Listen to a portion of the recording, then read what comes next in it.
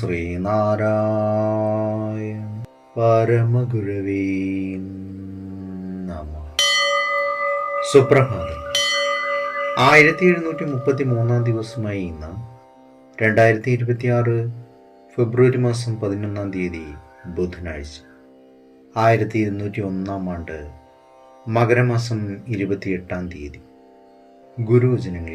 ബ്രഹ്മയാഗം വേദം പഠിക്കുകയും പഠിപ്പിക്കുകയും ചെയ്യുകയും, പിതൃയാഗം പിതൃക്കൾക്ക് ശ്രാദ്ധാദികർമ്മം കഴിക്കുകയും, ദൈവയാഗം ദേവന്മാരെ യാഗാദികൾ കൊണ്ട് സന്തോഷിപ്പിക്കുകയും, ഭൂതയാഗം പക്ഷി മൃഗാദികൾക്ക് ആഹാരം കൊടുക്കുകയും, മാനുഷികയാഗം അതിഥികൾ, വർണ്ണാശ്രമികൾ, ദുഃഖിതർ, ഭൃത്യർ ഇവരെ പൂജിക്കുകയും ആകുന്നു.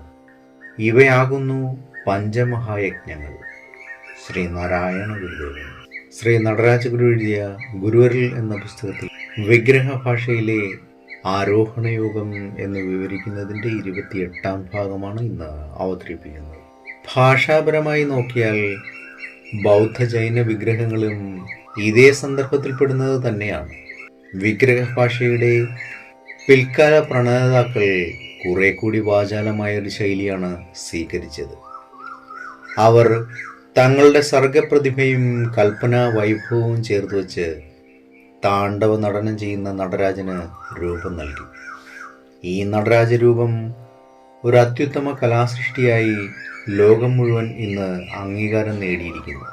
നാനാതരം ഭാഷകളിലുള്ള നിഘണ്ടുക്കളുടെ പരിധിക്കപ്പുറത്തുള്ളൊരു ഭാഷയിൽ ഭാരതത്തിലെ ദാർശനിക കലാപ്രസ്ഥാനത്തിൻ്റെ ഈ മഹനീയ സംഭാവന ജനങ്ങളുടെ ഹൃദയാന്തർഭാഗത്തോട് നേരിട്ട് സംസാരിക്കുന്നു. അതിൻ്റെ സൂക്ഷ്മാർത്ഥങ്ങൾ പണ്ഡിതന്മാർ വിശദമായി ചർച്ച ചെയ്തിട്ടുണ്ട്.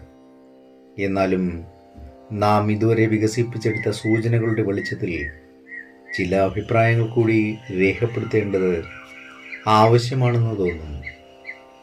ഏവർക്കും നന്മ നിറഞ്ഞൊരു സുദിനമായിരിക്കട്ടെ എന്ന് ആശംസിച്ചുകൊണ്ട് നിർത്തുന്നു. നന്ദി, നമസ്കാരം. ഗുരുധർമ്മം ജയിക്കട്ടെ.